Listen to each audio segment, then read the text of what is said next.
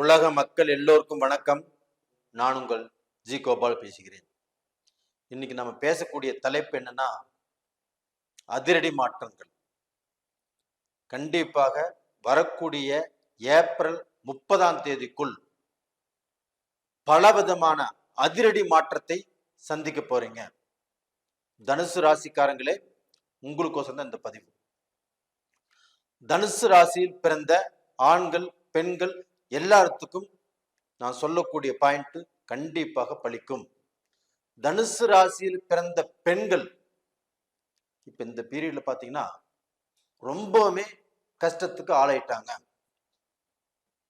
அப்ப கஷ்டத்துக்கு ஆளானவங்க எப்படின்னா, தன் குடும்பத்துடைய மொத்த பாரத்தையும் தன்னுடைய தலைமையில சுமந்துட்டு இன்னைக்கு வாழ்ந்துட்டு இருக்கிறாங்க.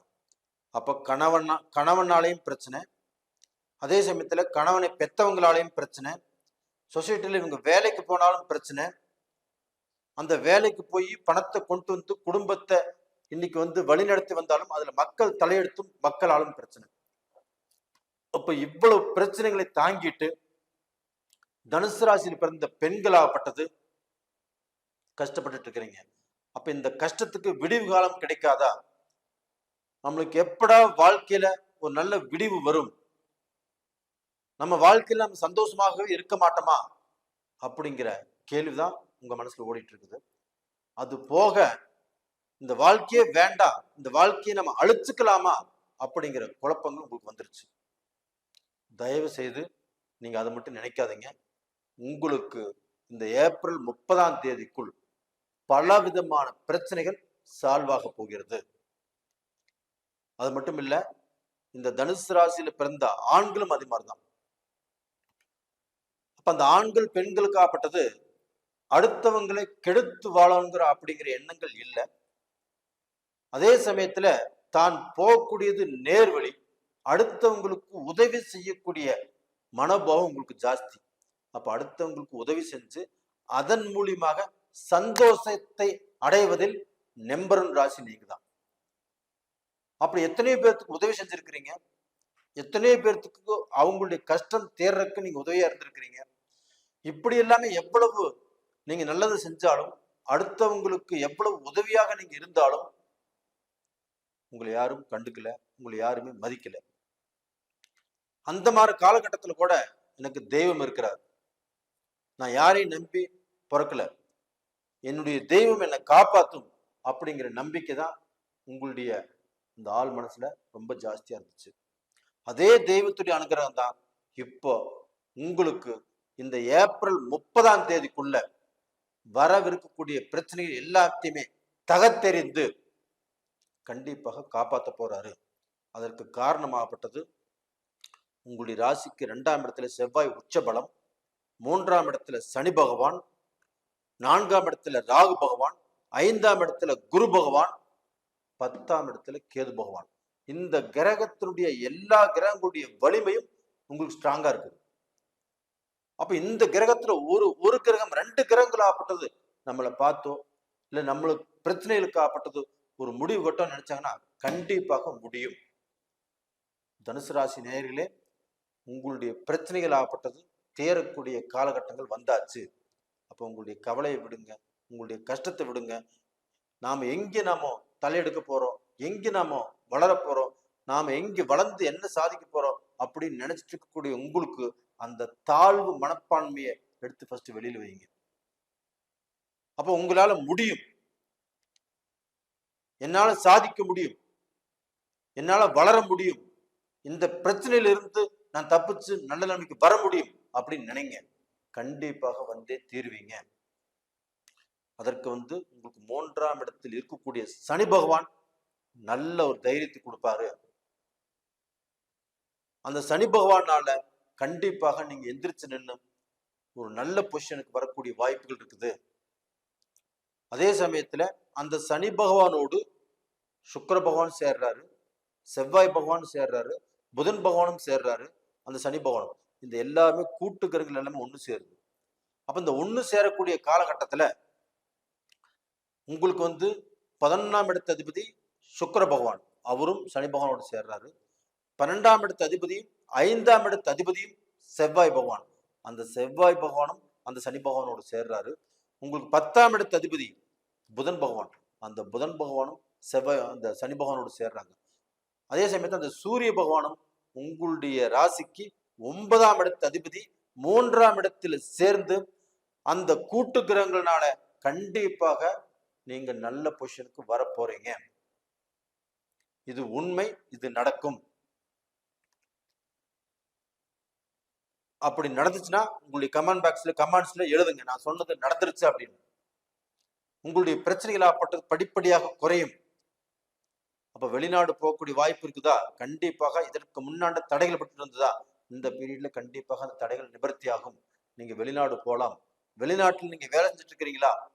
அந்த வேலை செய்யக்கூடிய இடத்துல உங்களுக்கு பிரச்சனையா, சோதனையா, உங்களுக்கு வந்து ப்ரமோஷன் கிடைக்கலையா, நீங்க நல்ல பொசிஷனுக்கு வர முடியலையா? கண்டிப்பா இந்த பீரியட்ல கண்டிப்பா வருவீங்க. அப்ப டோட்டலா பாத்தீங்கன்னா இங்கிருந்து வெளிநாடு போய் ஒரு பிசினஸ் ஆரம்பிச்சீங்க, பிசினஸ் செஞ்சோம், அந்த பிசினஸ்ல நான் ஆரம்பத்துல நல்லா இருந்தேன், இப்ப எல்லாமே நொடிஞ்சு போயிட்டேன், நான் லாஸ் ஆயிட்டேன், அந்த பிசினஸ் நான் மீண்டும் செய்யறேன், நான் ஏதாவது ரூபத்துல முன்னுக்கு வருவேனா? கண்டிப்பாக முன்னுக்கு வருவீங்க. அப்ப டோட்டலா பாத்தீங்கன்னா உங்களுடைய வாழ்க்கையில நீங்கள் இழந்ததை, விட்டதை மீண்டும் அடையக்கூடிய காலகட்டங்கள் வந்தாச்சு. ஏன்னா உங்களுக்கு கேது பகவான் 10ஆம் இடத்துல இருக்கிறாங்க. 10ஆம் இடம் என்பது ஒரு தொழில் ஸ்தானம். அந்த தொழில் ஸ்தானத்துல 10ஆம் இடத்துல ஒரு பாவியாவது இருக்கும்னு சொன்னாங்க. அந்த பாவின்னு சொல்லக்கூடியவங்க தான் கேது பகவான். அந்த கேது பகவான் 10ஆம் இடத்துல இருந்து உங்களை தொழில்ல எந்த பாதிப்பும் வராத அளவுக்கு, தொழில சரிஞ்சு கீழே விழுகாத அளவுக்கு, அந்த தொழில வந்து நீங்க நல்ல நிலைமைக்கு வரக்கூடிய அளவுக்கு வாய்ப்புகளை கண்டிப்பாக உருவாக்கி கொடுத்தே தீரும். இது உறுதி. இது போக உங்களுக்கு வந்து 5ஆம் இடத்துல குரு பகவான் இருக்கிறாங்க.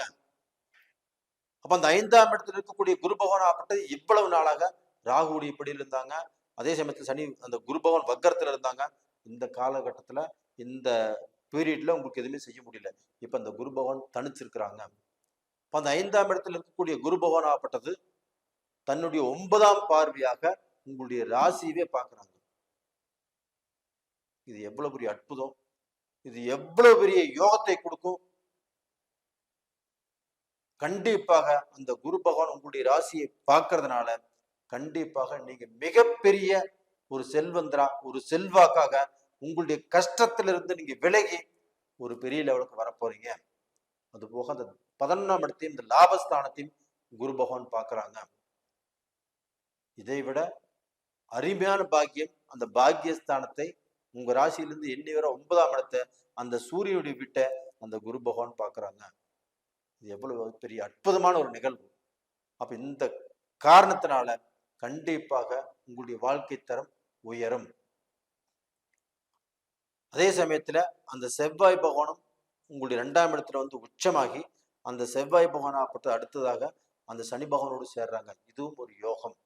உங்களுக்கு 5ஆம் இடத்து அதிபதி கெட்டு போகாமல் இருப்பதே ரொம்ப நல்ல விஷயம். அப்ப அந்த 5ஆம் இடத்து அதிபதி உங்களுக்கு உச்ச பலம் அடைஞ்சு அதுக்கப்புறமாப்பட்டது உங்களுக்கு 3ஆம் இடத்துல ஆட்சி பெற்று சனி பகவானோடு சேர்றாங்க. அப்ப அந்த 5ஆம் இடத்து அதிபதி உச்சபலம் அடையும் போது கண்டிப்பாக உங்களுடைய வாழ்க்கையில் அந்த பூமி சம்பந்தப்பட்ட விஷயங்கள், அந்த பூமி சம்பந்தப்பட்ட விஷயத்தில் இருக்கக்கூடிய பிரச்சனைகள் கண்டிப்பாக தீரும். ஒரு கோர்ட், ஒரு போலீஸ் ஸ்டேஷன் இந்த மாதிரி சூழ்நிலையில் உங்களுக்கு உருவம் இருந்தாலும் அது எல்லாமே உங்களுக்கு வந்து வெற்றியை கொடுக்கும். அப்ப இதற்கு முன்னாடி பூர்வீக பிரச்சனைகள் இருந்தாலும் கண்டிப்பாக தீரும். நீங்க சொத்து வாங்க போறீங்க, செல்வம் வாங்க போறீங்க, ஒரு செல்வாக்காக வர போறீங்க. அப்போ இந்த தனுசு ராசியில பிறந்த பெண்களுக்கும் இந்த காலகட்டத்துல நகைகள், இந்த ஆபரணங்கள் ஆகப்பட்டது சேரக்கூடிய காலகட்டமாக இருக்கிறது. அப்ப நீங்க ஆபரணத்தை வாங்கி சந்தோஷப்படலாம். அந்த சந்தோஷத்தை அனுபவிக்கக்கூடிய காலகட்டமாக இப்போ இந்த பீரியடு உங்களுக்கு வந்துட்டு இருக்குது. அதனால நீங்க யாரும் கவலைப்பட வேண்டாம். எந்த ரூபத்திலையும் உங்களுடைய கஷ்டத்தை நினைச்சு பயந்துக்க வேண்டாம். உங்களுக்கு திருமண காரியங்கள் தடையில்லாமல் நடக்கும். குழந்தை பாக்கியங்கள் தடையில்லாமல் பிறக்கும். 2வது திருமணத்துக்கு காத்துட்டு இருக்கிறவங்களுக்கு கண்டிப்பாக அந்த திருமண பாக்கியம் நடக்கும். 45 வயசு 50 வயசுல ஒரு வாழ்க்கை துணை இல்லாம கஷ்டப்பட்டுட்டு வாழ்க்கை செய்யலாமா வேண்டாமா அப்படி குழப்பத்தில் இருக்கிறவங்களுக்கு அவங்க நல்ல முடிவு எடுப்பீங்க. அவங்களுக்கு வாழ்க்கை அமையும். டோட்டலா பாத்தீங்கன்னா நீங்க எல்லாரும் நல்லா இருப்பீங்க. எந்த கவலையும் பட வேண்டாம். நான் சொன்னது எல்லாமே கண்டிப்பாக நடக்கும். தனுசு ராசி நேயர்களே, கண்டிப்பா இந்த பதிவு பிடிச்சிருக்குன்னு நினைக்கிறேன். பிடிச்சிருந்தா லைக் பண்ணுங்க, சப்ஸ்கிரைப் பண்ணுங்க, ஆல் அப்படிங்கிற பெல் பட்டனை பிரஸ் பண்ணிக்கோங்க. உங்களுடைய ஜென்ம ஜாதகத்தில் நீங்க ஏதாவது பார்த்துக்கோன்னு நினைச்சீங்கன்னா, அந்த ஜென்ம ஜாதகத்தில் நடக்கக்கூடிய தசா புத்திகள் தான் நம்மளுடைய தலையெழுத்து. அப்ப அந்த ஜென்ம ஜாதகம் நமக்கு நடக்கக்கூடிய தசா புத்திகள் எப்படி இருக்குதுன்னு நீங்க தெரிஞ்சுக்கோன்னு நினைச்சீங்கன்னா, கீழே 2 நம்பர் கொடுத்துருக்குறோம். கான்டாக்ட் பண்ணுங்க. உங்களிடமிருந்து விடைபெறுவது உங்களின் ஜி கோபால். நன்றி, வணக்கம்.